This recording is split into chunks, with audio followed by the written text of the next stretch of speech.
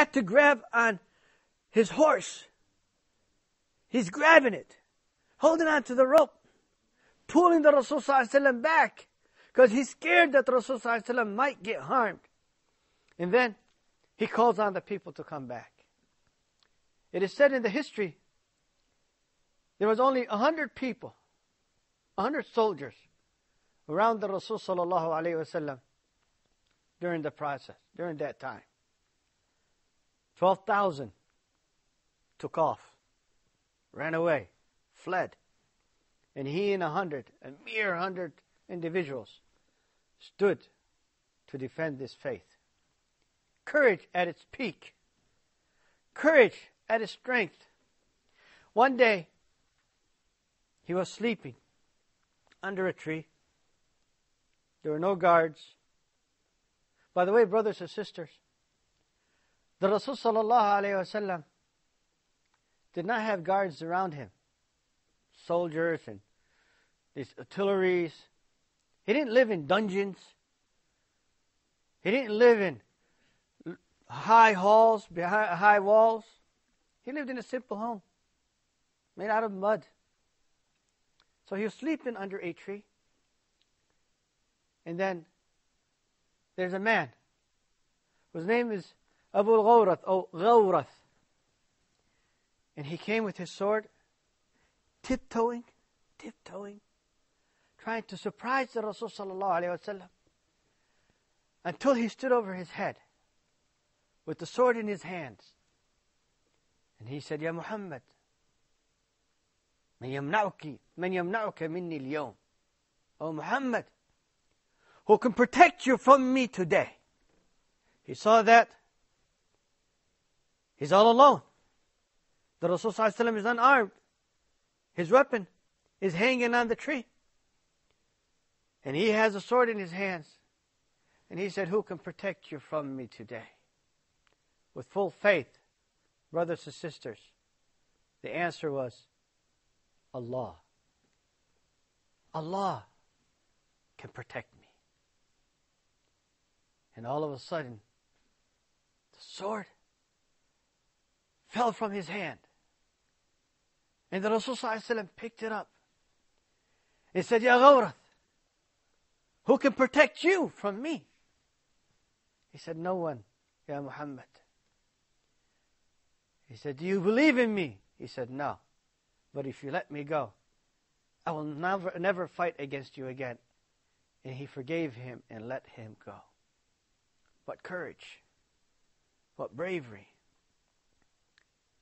During the battle of Uhud, the Rasul sallallahu alayhi wasallam was with the army fighting. He left 50 of his soldiers on a mountain, small hill. They were all archers, so they could protect the rear of the army. And he advised them and ordered them that they are not to leave their position no matter what happens, whether the Muslims are victorious or defeated. The battle started, and it seemed that the Muslims are victorious. The archers forgot, disobeyed, came down from the hill.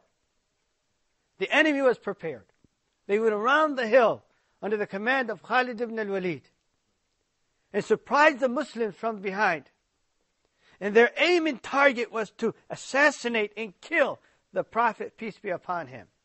That was their target. That was their objective. By killing the Prophet, this call of Islam will stop. They all marched. The Rasul sallallahu alayhi wasallam was not hiding distance from the army, just encouraging them from distance and telling them, fight. Fight for the cause. He himself was in there. He even got injured, brothers and sisters. A piece of metal entered his cheek. He lost his tooth. He fell in a ditch. He fell unconscious. For some moments, Yes, there were those that were defending and protecting the Rasul sallallahu alaihi wasallam with their own lives. Among them, a woman called Nusayba. Nusayba. The Prophet said, I did not turn right or left, that I did not see her in front of me, defending me with her sword.